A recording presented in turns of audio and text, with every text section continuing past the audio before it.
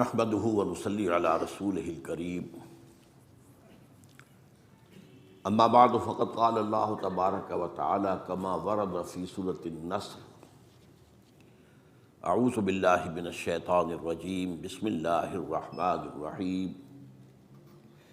اذا جاء نصر الله والفتح ورأيت الناس يدخلون في دين الله افواجا فسبح بحمد ربك واستغفره انه كان توابا. وقال عز وجل كما ورد في سورة التوبة فإذا انسلخ الأشهر الحرم فاقتلوا المشركين حيث وجدتموهم وخذوهم واقعدوا لهم كل مرصد فإن تابوا وأقاموا الصلاة وآتوا الزكاة فخلوا سبيلهم إن الله غفور رحيم. وقال عز وجل كما ورد في سورة الحجرات قالت الأعراب آمنا قل لم تؤمنوا ولكن قولوا أسلمنا ولما يدخل الإيمان في قلوبكم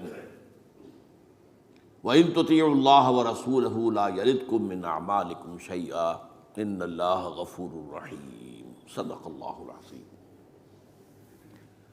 رب اشرح لي صدري ويسر لي امري واحلل عقدة من لساني يفقهوا قولي. اللهم ربنا الهمنا رشدنا واعذنا من شرور انفسنا. اللهم ارنا الحق حقا وارزقنا اتباعه وارنا الباطل باطلا وارزقنا اجتنابه. آمین یا رب العالمین. حضرات، فہم قرآن کا جہاں تک تعلق ہے اس کی بہت سی ڈائمنشنز ہیں، ابعاد ہیں۔ ایک اس کا میٹافزیکل پہلو ہے، ما وراء طبیعیاتی عقائد، نظریات، ایمان کا تعلق اس سے۔ ایک اس کا مورل اسپیکٹ ہے، اخلاقیات، عام انسانی اخلاقیات بھی، اور خصوصاً پھر اس میں جو ایک منزل تعمیر ہوتی ہے ایمان کی بنیاد پر، اسلام کی بنیاد پر۔ اسی طرح اس کا ایک اسپیکٹ جو ہے، یا ایک ڈائمنشن جو ہے، وہ فزیکل سائنسز کے حوالے سے، اور آج کل اس پر کافی توجہ ہو رہی ہے۔ متعدد کتابیں جو ہیں اس موضوع پر چھپی ہیں کہ جو فزیکل سائنسز کے فینومینا کا ذکر ہے قرآن مجید میں، وہ قرآن کی حقانیت کو گویا کہ دن بدن مزید مبرہن کرتا چلا جا رہا ہے۔ قرآن مجید نے کہا بھی تھا یہ سورہ حامیم سجدہ کے آخر میں، سَنُرِيهِمْ آیَاتِنَا فِي الْآفَاقِ وَفِي أَنفُسِهِمْ حَتَّى يَتَبَيَّنَ لَهُمْ أَنَّهُ الْحَقُّ۔ ہم انہیں اپنی نشانیاں دکھائیں گے، آفاق میں بھی اور ان کے اپنے اندر بھی، نفسیات میں بھی، اور یہ جو کاسمولوجی کہہ لیں اسے، ہر چیز کے اندر ہماری نشانیاں ہیں، اور وہ روز روشن کی طرح عیاں ہوتی چلی جائیں گی، یہاں تک کہ انہیں یقین ہو جائے گا کہ قرآن ہی حق ہے۔ یہ باتیں قرآن نے 1400 برس قبل بتائی تھی، جن تک ہماری سائنس آج پہنچی ہے بمشکل۔ یہ بھی ایک اسپیکٹ ہے۔ تو یہ مختلف اسپیکٹس ہیں جن کو میں ڈائمنشنز بھی کہہ رہا ہوں قرآن مجید کی تعلیمات اور قرآن کے فہم کے ضمن میں۔ ایک خاص اس کا جو فہم ہے، اس کی جو ڈائمنشن ہے، وہ اس کے بغیر انسان حاصل نہیں کر سکتا جب تک کہ یہ نہ سمجھے کہ یہ قرآن ایک مینول آف ریولوشن ہے، ہدایت نامہ انقلاب۔ انقلاب کیسے برپا کیا جائے، اس کے مختلف مراحل پر کیا ہدایات ہیں، اس میں کیا ترتیب ہوگی۔ تو اس پہلو سے واقعہ یہ ہے کہ قرآن مجید کا یہ فہم جو ہے کہ یہ ایک مینول آف ریولوشن ہے۔ جیسے ہم جب میڈیکل کالج میں داخل ہوئے تو مینول آف ڈسیکشن، اناٹمی کے ضمن میں سب سے پہلی اہم کتاب ہمیں یہ ملی تھی۔ ہدایات تھیں، ذرا فلاں جگہ پر ڈیڈ باڈی کے اوپر ڈسیکشن ہوتی تھی، وہاں شگاف دو تو یہ نظر آئے گا، پھر ذرا اس کو ہٹاؤ تو یہ نظر آئے گا، پھر اس کو ادھر ادھر کرو تو یہ نظر آئے گا۔ اسی طرح قرآن مجید ایک انقلابی عمل کے مختلف مراحل کو کھولتا چلا جاتا ہے۔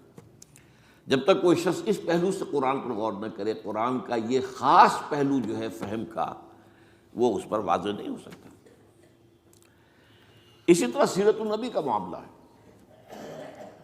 سیرت النبی ایک ہے واقعات کے حوالے سے، ایک یہ کہ حضور کی جو خلق عظیم ہے، آپ کے اخلاق فاضلہ ہیں، ان کے حوالے سے ظاہر بات ہے کہ مختلف پہلو ہے سیرت النبی کے بھی،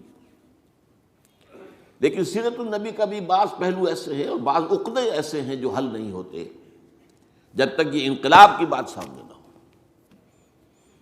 کہ مختلف مراحل تھے عمل انقلاب کے۔ یہ جو میں نے بارہ آپ کو بتایا، ٹوائنبی نے فقرہ چست کر دیا، وہ پچھلی صدی کا عظیم ترین فلاسفر آف ہسٹری، ہسٹری اور ہے، فلاسفی آف ہسٹری اور ہے، دو مضامین علیحدہ ہیں۔ محمد failed as a prophet but succeeded as a statesman۔ اب اس جہالت کی بنیاد کیا ہے کہ اس کے سامنے وہ انقلابی عمل نہیں ہے، کہ یہ ایک انقلابی عمل کے دو سٹیجز ہیں، اور وہ سٹیجز کے بغیر انقلاب تکمیل نہیں پاتا۔ اسی کی تتبع میں منٹگومری واٹ نے 2 کتابیں لکھ ماری، محمد at Mecca, Muhammad at Medina, اور اگرچہ محمد ایٹ مدینہ نامی کتاب میں اس نے حضور کو جو ٹریبیوٹس پے کیے ہیں، جو آپ کی تعریف کی ہے، جو آپ کی تحسین کی ہے، واقعہ یہ ہے کہ وہ شاید کسی مسلمان اہل قلم سے بھی ممکن وجود میں نہ آ سکے، لیکن اصل کیا اس میں پھیر ہے کہ تضاد دکھایا ہے۔ محمد ایٹ مکہ کچھ اور تھے، محمد ایٹ مدینہ کچھ اور ہو گئے، وہی ٹائنبی کی بات۔ مکے والا محمد تو ملتا جلتا ہے حضرت یحییٰ سے، حضرت عیسیٰ سے علیہ السلام، مدینے والا محمد تو اور ہی کچھ ہے، جو سپہ سالار ہے، یہ تو صدر مملکت ہے، یہ تو چیف جسٹس ہے، یہ تو بڑا متضاد ہے۔ اسی طریقے سے واقعہ یہ ہے کہ ایک عام آدمی کے لیے بھی سوال سامنے آتا ہے کہ ایک تضاد نظر آ رہا ہے۔ مکے میں حکم یہ ہے چاہے تمہارے جسم کے ٹکڑے اڑا دیے جائیں، تم نے ہاتھ نہیں اٹھانا۔ مدینے میں آ کر آتا ہے کہ وہ اینٹ کا جواب پتھر سے دو۔ تضاد ہے کہ نہیں؟ تو ایک عام شخص جو ہے اس پہ اعتراض کر سکتا ہے۔ اسی طرح صلح حدیبیہ میں دب کر صلح کی جا رہی ہے، جبکہ صحابہ کرام کا خون کھول رہا ہے، لیکن 1 سال کے بعد جب مکے کا سردار آتا ہے مدینے خود چل کر کے صلح کی تجدید کر لیجیے، حضور سن بھی نہیں رہے بات اس کی۔ تضاد ہے کہ نہیں؟ یہ تضادات حل ہوتے ہیں اس سے کہ ایک انقلابی عمل تھا۔ انقلابی عمل میں ایک مرحلہ ہوتا ہے ایک جماعت تیار کرنا، ڈیڈیکیٹڈ لوگ، کمیٹڈ لوگ، ڈسپلنڈ لوگ، تن من دھن قربان کر دینے کے لیے تیار لوگ۔ پہلا مرحلہ یہ ہے، اس کے تقاضے کچھ اور ہیں، اور دوسرے مرحلے میں اس طاقت کو ٹکرانا ہے، باطل کی قوت سے ٹکر لینی ہے۔ تو یہ 2 مرحلے ہیں، پہلے مرحلے کا تقاضا کچھ اور ہے، دوسرے مرحلے کا تقاضا کچھ اور ہے۔ تو اگر یہ ریولوشنری پروسیس سامنے نہ ہو تو یہ مسائل حل نہیں ہوتے۔ اسی طریقے سے یہ جو حضور کی ہی حیات طیبہ کے دوران ایک بغاوت کی سی کیفیت عرب کے اندر پیدا ہو گئی، اور بڑی زبردست خانہ جنگی ہوئی حضور کے وصال کے فوراً بعد۔ پھر خلفائے ثلاثہ جو ہیں وہ شہید کیے گئے۔ اس کا تاریخی پس منظر بھی آپ کو سمجھ میں نہیں آ سکتا، یہ کیوں ہے؟ یہ آئسولیٹڈ واقعات نہیں ہیں، یہ در حقیقت ایک بات سمجھ لیں گے تو سمجھ میں آ جائے گی۔ وہ کیا ہے؟ ہر ریولوشن کا خاصہ ہے، یہ لازمی بات ہے کہ جب وہ کامیاب ہو جاتا ہے تو اس کے کچھ عرصے کے بعد کاؤنٹر ریولوشنری موومنٹ شروع ہوتی ہے۔ ہوتا کیا ہے؟ ایک جماعت انقلاب لانے کے لیے کھڑی ہوئی، اس نے قربانیاں دیں، اس نے سب تقاضے پورے کیے، جو مخالفین تھے وہ مخالفت کرتے رہے، مقابلہ کرتے رہے، ریزسٹ کرتے رہے۔ ایک جگہ پر آگے محسوس کیا کہ اب ہم ریزسٹ نہیں کر سکتے، it's no use continuing resistance, لہذا سر جھکا لو بھائی۔ میں کہا کرتا ہوں اس کو پنجابی میں جو کہتے ہیں نیوی پاؤ، اس وقت تو جو ہے سر جھکا لو، لیکن ذرا وقت ملے گا پھر ہم ذرا موقع محل دیکھ کر وار کریں گے۔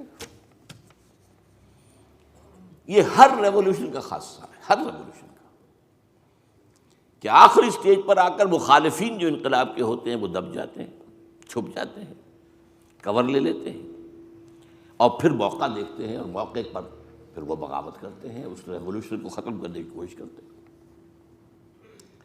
یہ چیز جو ہے اگر آپ کو سمجھ میں آ جائے تو در حقیقت وہ واقعات جو ہیں جن کی طرف میں نے اشارہ کیا کہ حضور کی زندگی ہی کے اندر وہ آثار شروع ہو گئے تھے۔ چنانچہ مدعیان نبوت کھڑے ہو گئے۔ آپ کو معلوم ہے طلیحہ اسدی، مسیلمہ کذاب یمامہ کا، اسود عنسی، سجا ایک عورت، اپنے اپنے علاقوں میں انبیاء نبی ہیں۔ انہوں نے سوچا یہ محمد کو اتنی بڑی کامیابی نبوت سے حاصل ہو گئی صلی اللہ علیہ وسلم، دعویٰ نبوت ہی تھا نا، آؤ نا ہم بھی سیر کریں کوہ طور کی، چلو دعویٰ کرو تم۔ اور ان کے گرد خاصی بڑی بڑی طاقتیں جمع ہو گئی تھی، کافی بڑی بڑی طاقتیں جمع ہو گئی تھی۔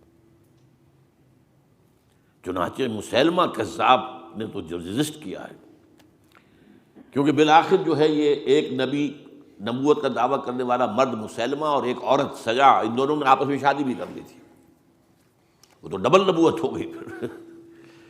اور ان کی بہت بڑی طاقت تھی، بہت بڑی طاقت۔ یہ یمامہ کے علاقے کے لوگ جو ہیں بنو تمیم، یہ بہت تند خو، بہت سرکش، بہت جنگجو، بہت سخت لوگ تھے۔ ان کو رجسٹ کرنا آسان نہیں ہوا۔ ایک مرتبہ تو ایک لشکر جو حضرت ابوبکر نے بھیجا اس کو تو شکست ہوئی، اس کے بعد حضرت خالد بن ولید رضی اللہ تعالیٰ عنہ کو بھیجا ہے، تو بہرحال ان کو تو حضور نے خطاب دیا تھا، خالد سیف من سیوف اللہ، یہ تو اللہ کی تلواروں میں سے ایک تلوار ہے، اللہ نے فتح دی، لیکن لگ بھگ 1200 صحابہ شہید ہوئے ہیں اس جنگ میں، جن میں 500 حفاظ بھی تھے۔ چنانچہ اسی سے اندیشہ پیدا ہوا تھا کہ یہ تو قرآن مجید ضائع ہو جائے گا، ابھی تک ہمارے پاس کتابی شکل میں تو ہے نہیں، در چھپے ہوئے نسخے چھاپا کھانا کا سوال ہی نہیں تھا، اصل حفاظت اس کی سینوں کے ذریعے سے ہو رہی تھی۔ اگر حفاظ کا یہ معاملہ ہوا تو قرآن مجید ضائع نہ ہو جائے۔ اس پر حضرت ابوبکر سے کہا گیا کہ آپ اس قرآن کو جمع کروائیں اور اسے ایک کتابی شکل دیں۔ پہلے ریلیکٹنٹ رہے ہوئے حضرت ابوبکر کہ جو کام حضور نے نہیں کیا میں کیوں کروں، لیکن پھر جب دلائل سامنے آئے کہ واقعتاً تقاضا ہے تو آپ نے مانا۔ پھر جو بھی کاتبان وحی تھے حضور کے زمانے سب کو جمع کیا، اور زید بن ثابت رضی اللہ تعالیٰ عنہ کو ان کا جو ہے چیئرمین بنایا۔ اس کمیٹی نے پھر جس کے پاس قرآن مجید لکھا ہوا کچھ تھا، کسی کے پاس اونٹ کی جو یہ اسکیپولا ہوتا ہے، یہ شانے کی ہڈی بڑی چوڑی ہوتی ہے تختی کی طرح، کسی نے اس پر کچھ لکھا ہوا ہے، کسی نے کوئی چمڑے کے اوپر کچھ لکھا ہوا ہے، کسی نے کسی کپڑے پہ لکھا ہوا ہے، کسی نے کوئی کاغذ مل گیا تو کیا ہی کہنے ہیں۔ تو پھر وہ جمع کیا گیا، اور پھر سب جو ہے جو حفاظ بھی موجود تھے ان کے ذریعے سے پھر یہ کتابی شکل دی گئی۔ اس وجہ سے تو یہ جو ایک زبردست قسم کی تحریک اٹھی تھی وہ کیوں اٹھی تھی؟ اب اس کا تجزیہ کیجیے۔ اصل میں نے جو آیات آپ کے سامنے پڑھی وہ کیوں پڑھی اس حوالے سے؟ پہلی بات تو نوٹ کیجیے، اذا جاء نصر اللہ والفتح ورأیت الناس يدخلون فی دین اللہ افواجا، جب اللہ کی مدد آ گئی اور فتح ہو گئی اور آپ نے دیکھا کہ لوگ اللہ کے دین میں فوج در فوج داخل ہو رہے ہیں، یہ جو فوج در فوج داخل ہونے کا فینومینن ہے، کیا اس میں یہ بات سمجھ میں آتی ہے کہ سب کے سب خالص مخلص مومن تھے؟